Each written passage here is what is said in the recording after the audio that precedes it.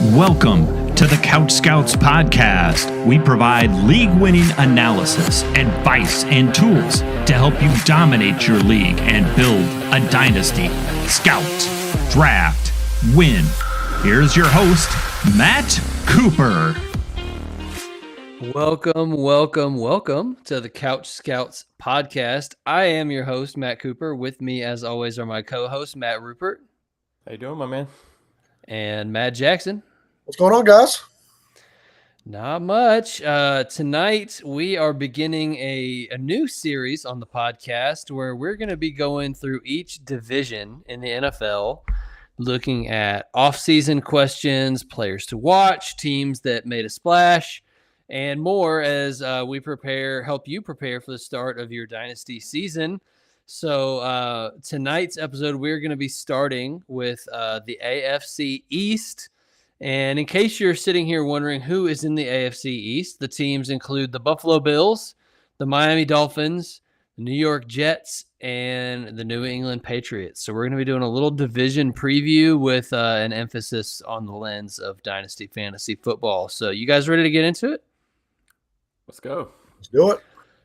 All right. So we're going to start with just a few kind of off-season questions to discuss as it relates to this division. And the first one I've got on here is, which Patriots wide receiver do you think steps up for Drake May this year? I will throw it to you first, Rupert. I think as long as he's healthy, it's going to be Stephon Diggs as his kind of clear-cut number one. I don't think he's the same player that he once was. I mean, age catches up to everybody, especially with the injuries he's had. Looks like he's been hard at work in the offseason, rehabbing from his injury. I want Javon Baker to step up, and I really do like the addition of Kyle Williams to the team. I think that gives someone that can have a kind of similar skill set that Diggs has. Hopefully he can kind of learn from him and end up taking that wide receiver one mantle down the road. But I really like what they did in the offseason, and very intrigued to see which rookie kind of steps up as that number two wide receiver. Okay. I'll go Go ahead. No, I was going to say, I was going to go for a more interesting one. Stephon Diggs seems like the easy choice here, but I really like what Kayshon Boutte did last season. Finishing the year with over almost 600 receiving yards, 3 touchdowns. He was the bones of himself. Coming into the league, no one really thought he was going to be much of anything. And then he showed out there for a good bit in the majority of last season. Now you got Drake May, who's taking another step forward.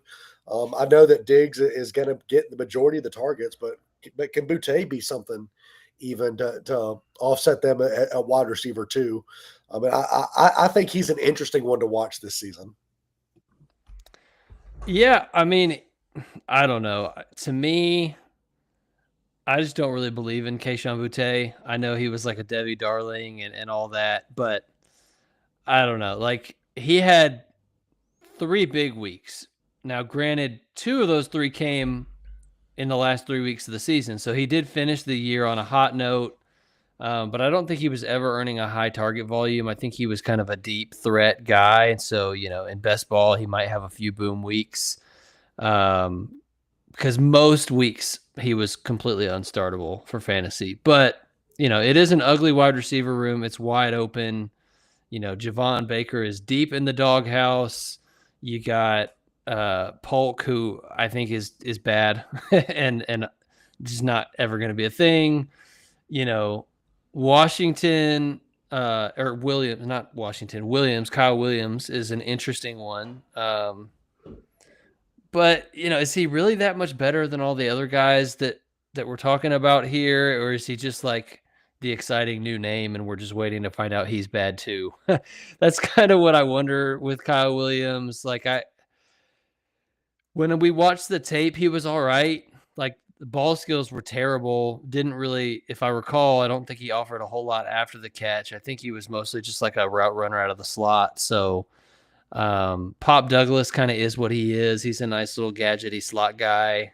So I lean with Rupert here. I think Diggs, I mean, he was averaging 15 fantasy points a game with the Texans last year before he got hurt. It's not like he was totally washed. Now, obviously, at his age, coming off of a major knee injury, we'll see what he's got left in the tank. But, if I have to make a bet between Stephon Diggs, who's been like an all-pro wide receiver and a fantasy stud for years, and we know he's like a route god, like I'm going to bet on him even at this late stage of his career over this eclectic mix of bad players. So to be fair, I am too, but I was just trying to be fun because obviously the right answer is Stephon Diggs. Yeah. I mean, I know you're just making for some discussion, but like personally, I guess Boutte is worth rostering. It's not like I'm going to go out and, trade a draft pick for him, even like a fourth speculatively. I would rather just keep my fourth round pick. So I can't in good conscience advocate for Boutte as this like dart throw that's worth buying. So I just wanted to throw that out there, but I get where you're coming from. What'd you say? I gotta correct you. They're not bad players. They're young, promising players. All right. Give them some props. Okay, I will give you young. I don't know about the promising half of that. Kyle Williams has a little bit of promise, I guess, but we'll see if it's an undelivered promise or not. So, all right. So Patriots wide receiver room. If Diggs still has something left in the tank, they might be better than they were last year. We could at least say that much. So, second question, is this the year that the Bills finally get over the hump? I'll throw it to you first, Jackson. I mean, I would like to say yes, right? I mean, you got Josh Allen on the roster, who is arguably the best quarterback in not only fantasy football right now, but also just regular NFL football. Like, I don't feel like anybody's going to push too hard against that. But, I mean, you look at the Bills, right, and, like, not too much has changed in the offseason, right? I mean, they still got the wide receiver core of Khalil Shakur, Keon Coleman, Joshua Palmer. Like, none of those guys makes me all that excited. James Cook had a phenomenal season last year, but, I mean, is he going to repeat that? I mean, I think it's possible, but, I mean, I would still argue there's some question marks there too. And the biggest question mark that they're going to have all season is they're playing in the AFC, which, like, I make it – when Tom Brady was playing for the Patriots, right? Like, I made it a solid bet or a solid lifestyle choice, if you want to call it that, not to bet against Tom Brady and the New England Patriots. Like, I'm making the same lifestyle choice when I say I'm not betting against Kansas City and Patrick Mahomes. Like, as much as I love the Bills and as much as I think they're a talented team, there's a lot of dogs in the AFC. I mean, you're looking at the Kansas City Chiefs, you're looking at Baltimore. I mean, I know that the Bengals had an off year last year, but I mean, they're still a contending piece there too. Like, I don't see it personally. I mean, it's one of those things where, like, I wouldn't be shocked if they made it to the Super Bowl, but, like, I wouldn't be shocked if they exited in the AFC Championship round again. So right? Getting over the hump for you means getting to the Super Bowl, not necessarily winning it. I think as of right now, like, until you prove that you can beat Patrick Mahomes and advance to the Super Bowl, like, that's the hump for me. Sure. Yeah, that makes sense. Okay. You agree with that, Rupert? I think they did the right moves this offseason to get there.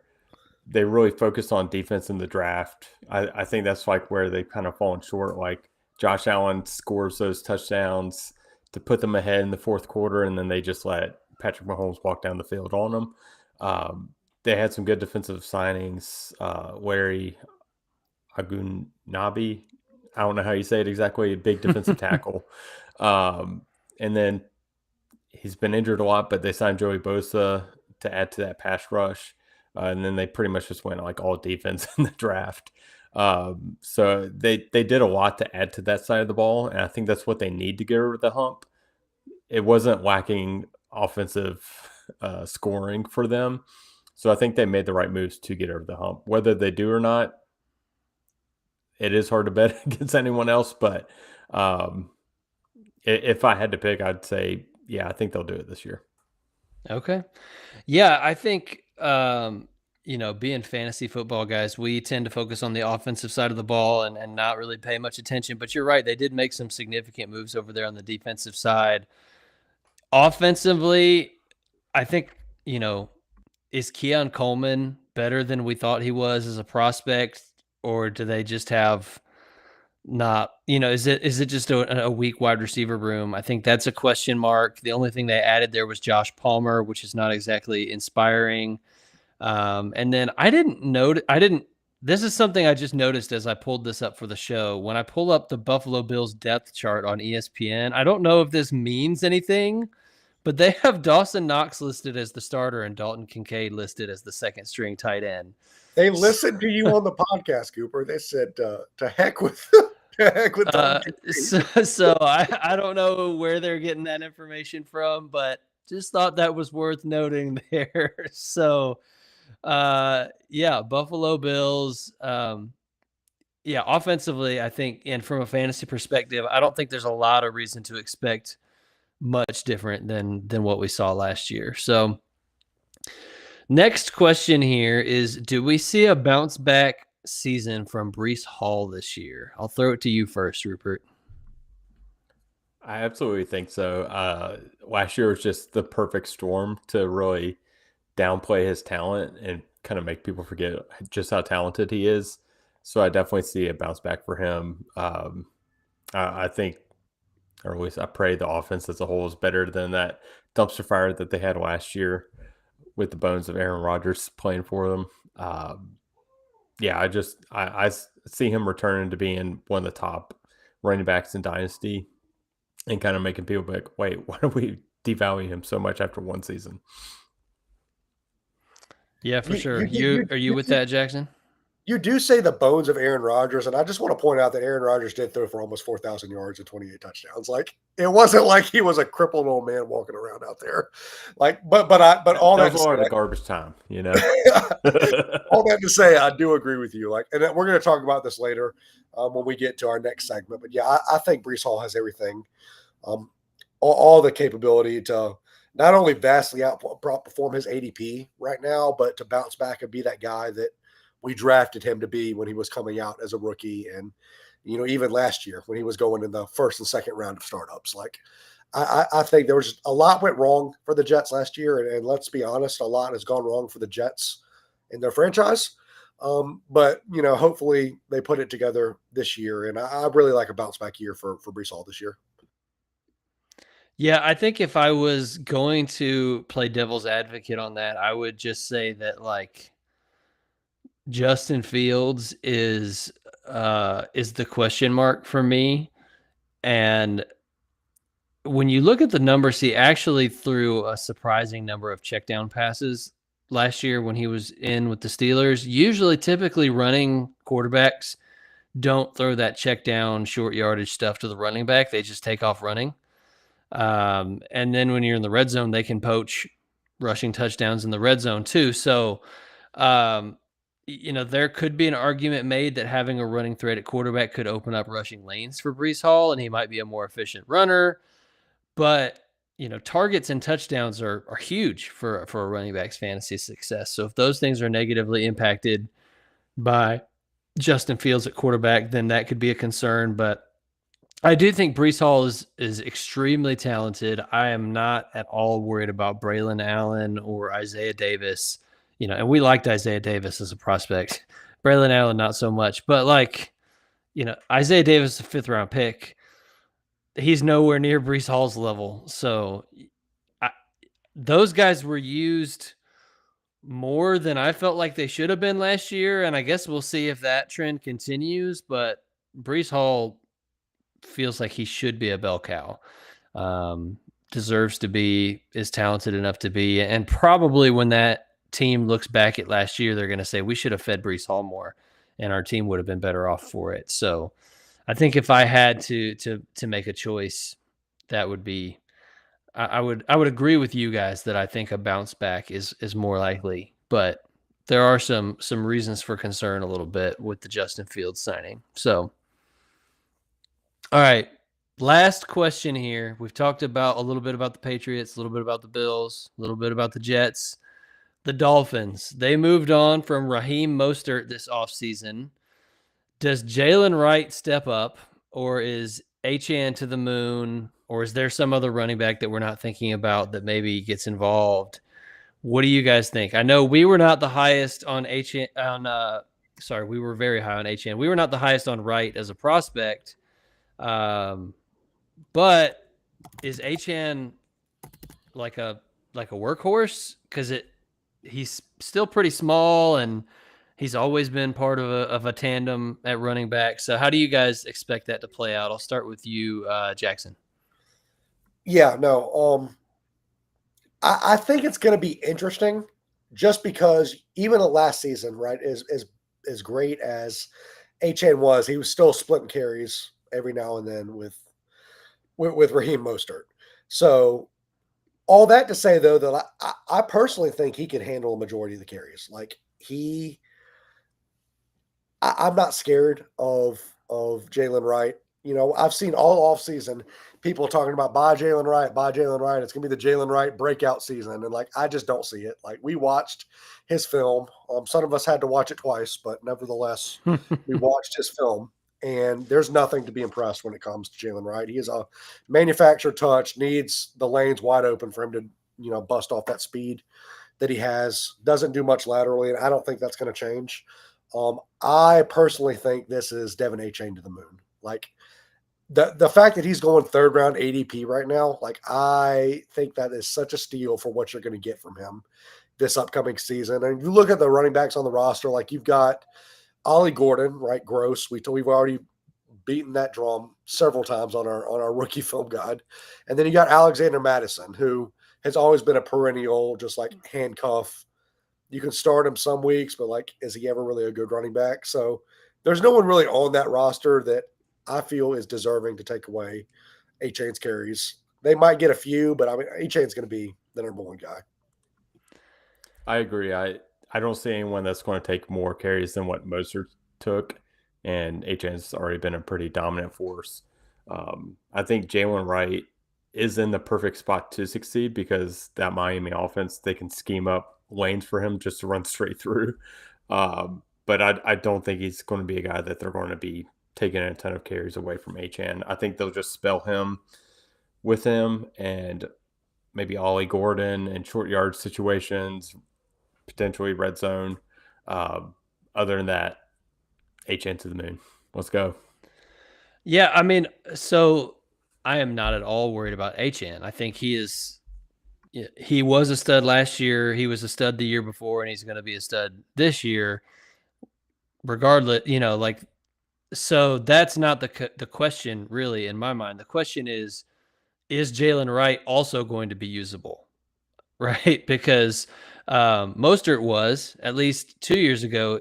Last year he was not healthy, but 2 years ago Mostert was, if I recall correctly, I think he was a top 5 running back in fantasy football, with Achane also getting his. So that's kind of the question, is like, can Wright have that kind of standalone upside where they're both usable for fantasy? And my answer to that question would be no.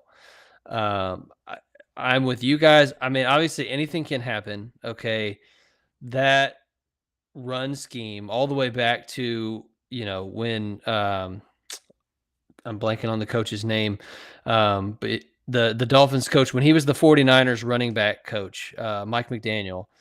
I mean, every running back that plays in that system, you know, starter gets hurt, backup comes in, looks like insane, right? So the system has a way of opening up running lanes, and we know that Jalen Wright, when he gets running lanes, can take any run for a house call. So look, if Jalen Wright ends up being usable this year, it's not going to shock me. I would chalk that up to being more to do with the Mike McDaniel offense.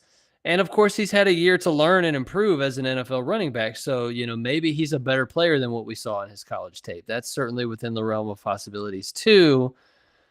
But when you look at last year, Mostert missed a good chunk of time, and Jalen Wright had every opportunity last year to step in and be usable for fantasy, and he wasn't.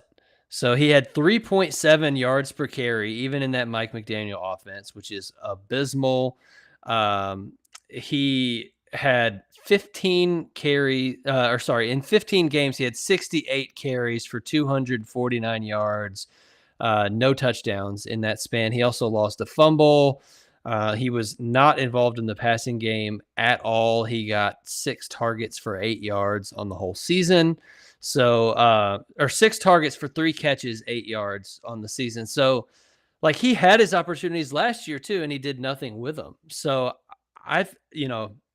if I had to make a bet, I wouldn't be surprised if Alexander Mattison ends up being the second running back on that depth chart.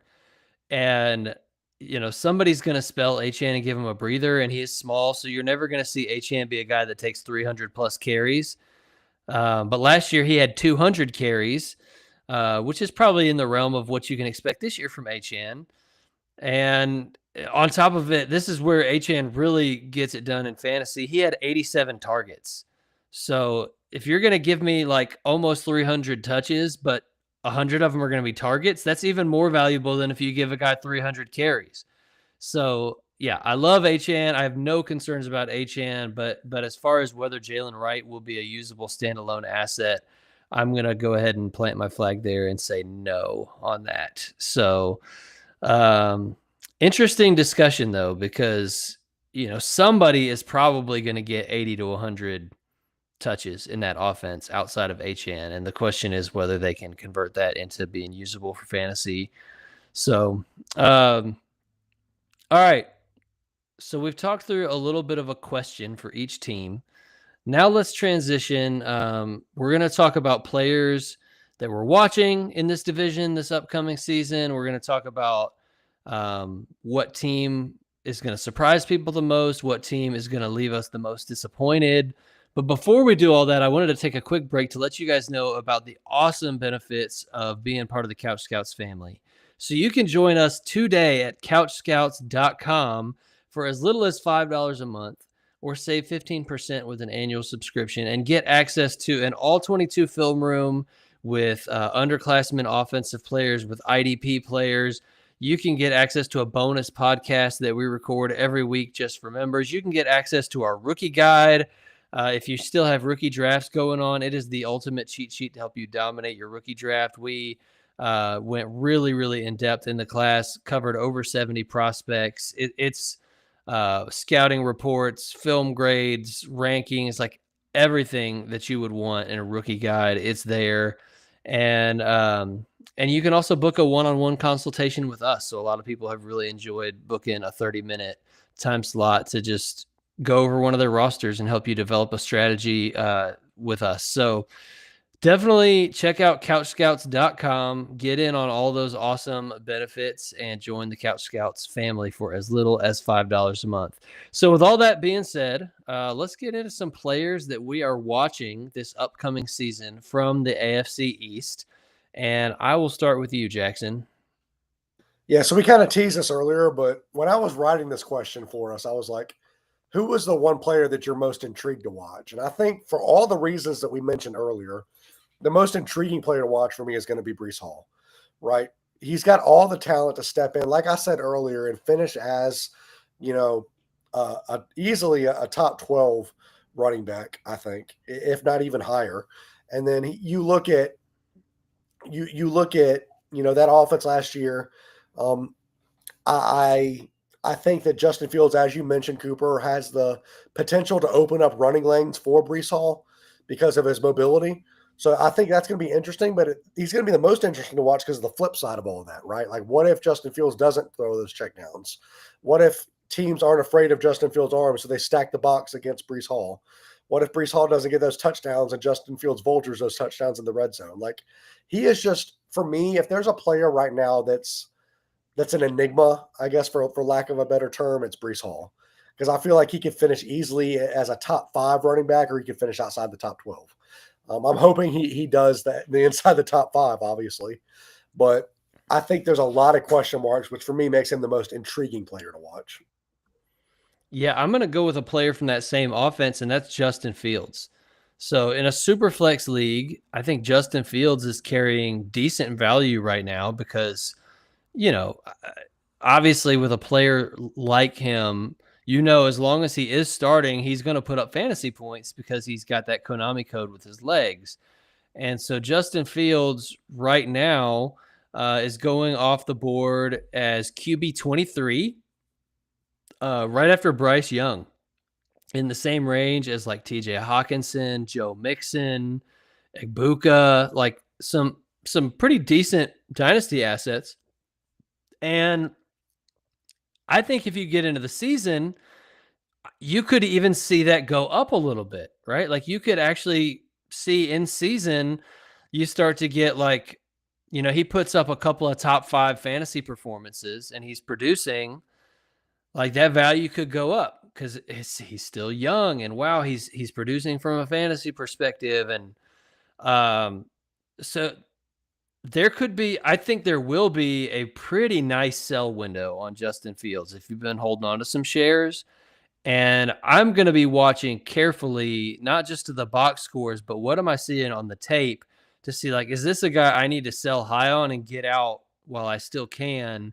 Obviously I want to see, like, is he winning the Jets football games? But I want to see, like, is he going through his reads and progressions? Is he getting the ball out on time, or is he still holding it too long and taking sacks?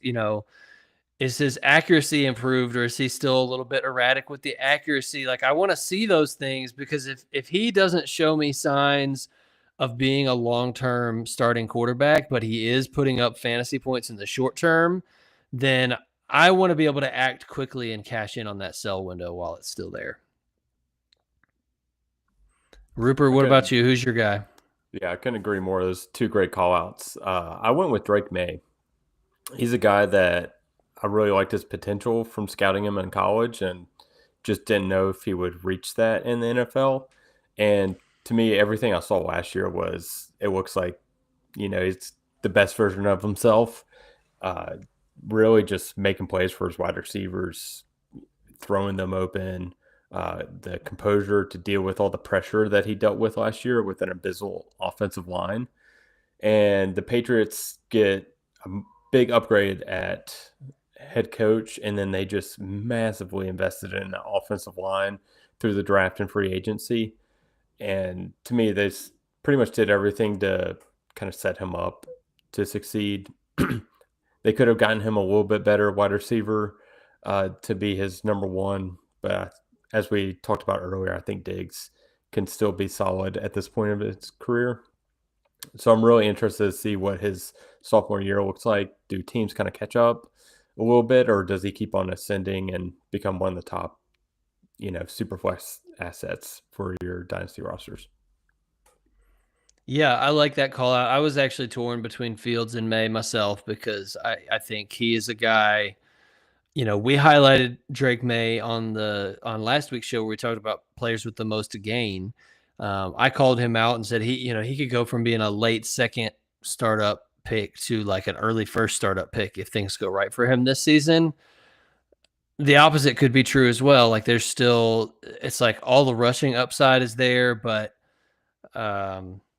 does he put it all together in terms of reading and processing the field? And all the things I said about Fields, I want to see it from May too, because we didn't have a huge sample of him as a starting quarterback last year. And what we did see, like, there were some really, really nice flashes, but there were also, I think, some inefficiencies as a passer, maybe we could say, that it's easy to just pin that on, like, okay, the offensive line was bad and he didn't have any receivers and yada, yada, yada. But, now let's see if he steps up in year 2. So I like that call out. He's definitely somebody that I'll also have my eye on. And I am optimistic. I think he can be a good player for a long time on your dynasty roster.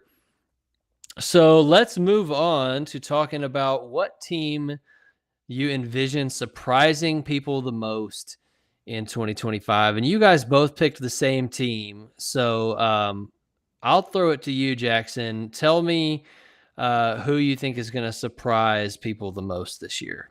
Yeah, so Rupert and I both picked the New England Patriots. Again, I think Drake May was an excellent call out. I think he's one of the main reasons why I think that the Patriots could have a pretty good bounce back year and even surprise some guys. You look at the situation they're in right now. I think last season, if I looked it up correctly, they lost 6 or 7 games by less than a touchdown.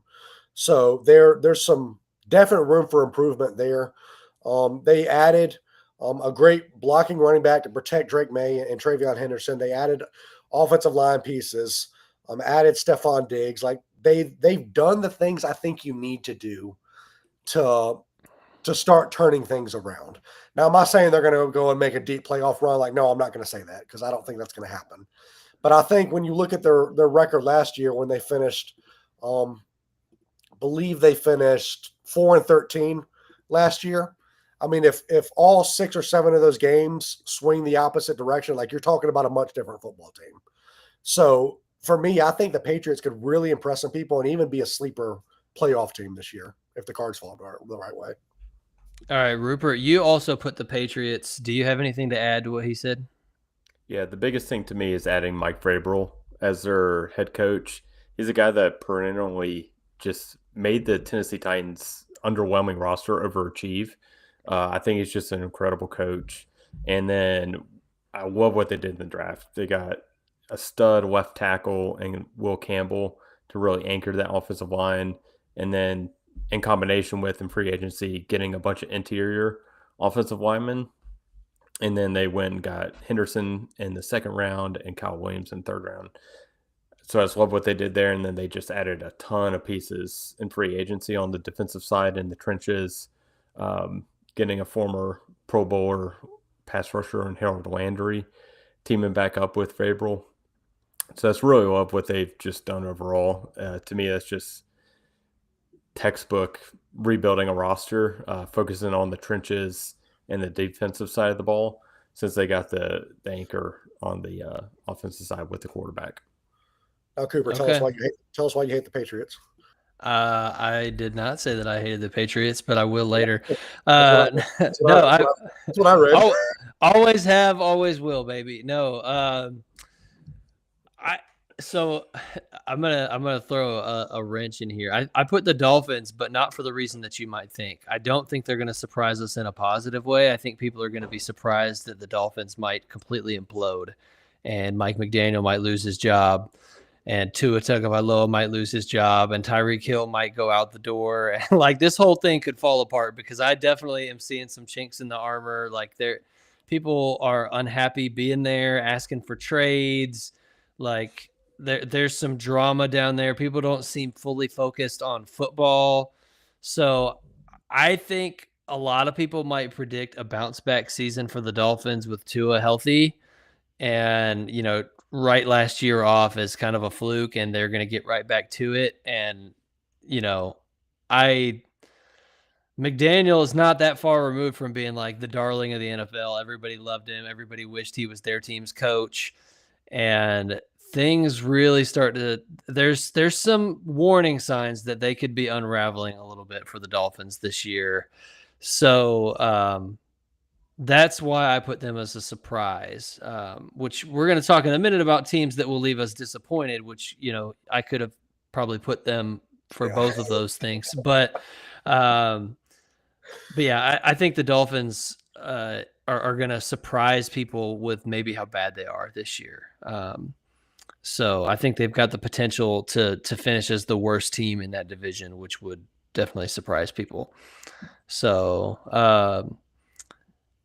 but let's move on to the next category here. What team will leave us the most disappointed? And so you guys both put the Dolphins, who I just talked about. So clearly you guys agree with me in what I just said. For all the same reasons that you just mentioned is why I put them in disappointed category. Yeah. Anything you guys want to add to that, Rupert? I mean, yeah, exactly what you said. It looks like there's some chinks in the armor. And to me, that's a sign that McDaniel might be one of these offensive geniuses that's just not head coach, leader of men kind of material to really build a culture, get everyone's buy-in, because it does just kind of seem like, there's just a lot of drama that should not be down there. And like you said, I I could totally see this imploding and McDaniels losing his job. Yeah. I hope it doesn't happen because it is fun having him as a head coach in the league and being able to orchestrate that offense. It is But worth I agree. I see a it lot is of worth warning noting signs. too that like we saw what happened when Tua was hurt last year, and they have no Right. backup quarterback coming to lead that team. Like Tua is one good hit away from possibly never playing football again.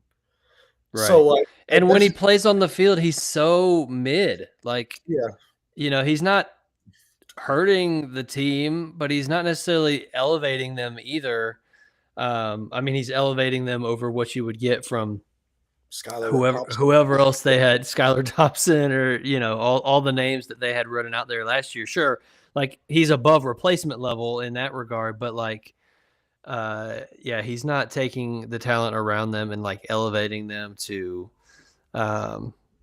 Super Bowl contention type of thing. So yeah, it feels like the ceiling is a little bit capped as long as Tua is the quarterback, and the floor is scary there. And then, it's just weird stuff like Jonnu Smith having the best year of his career and then like holding out and demanding a trade and getting traded. And then they bring in Darren Waller off the streets, like and they get rid of their best defensive player because he doesn't want to be there anymore either. And Tyreek Hill's talking about not wanting to be there anymore. So yeah, it's just a lot of concerning noise coming out of Dolphins camp.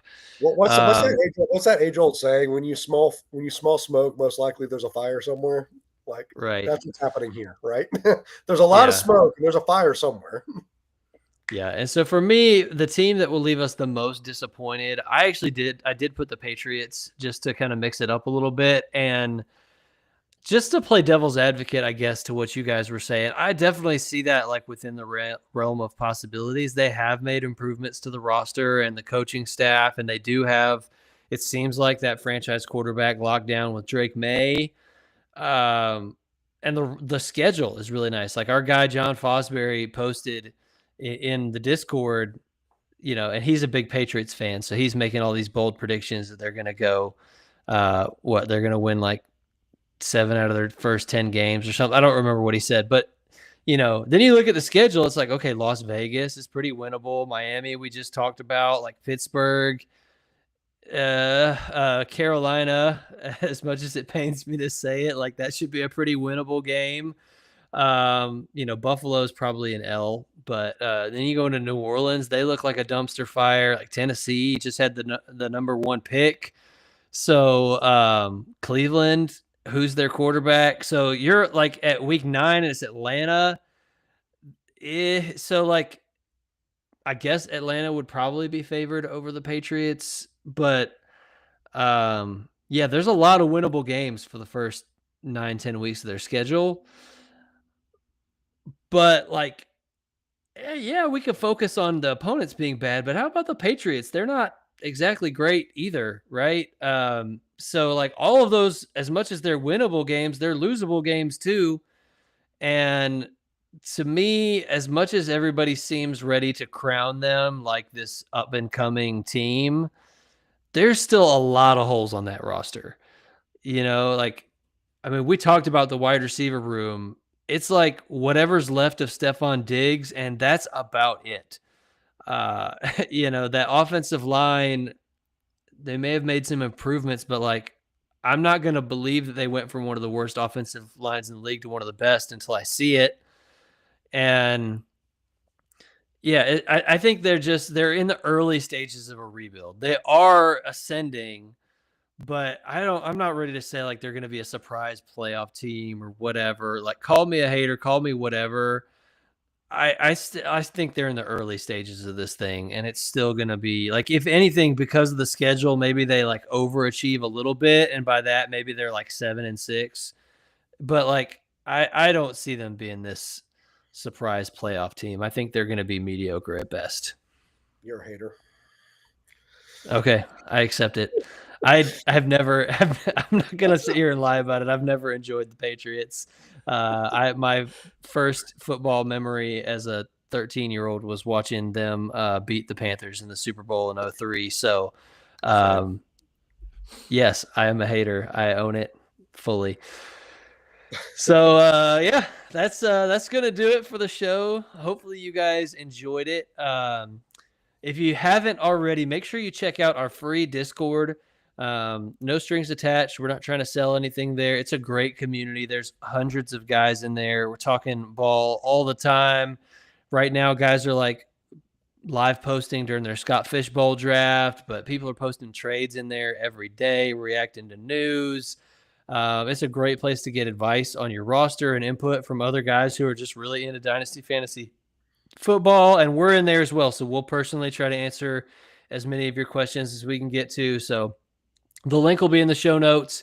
If you're watching on X, check the bio. We'll have a link in our bio for the Discord. But join that. It's a great community. And we appreciate you guys listening to the show. Please leave us a 5-star review on whatever podcast app you're using. And we'll see you guys next week.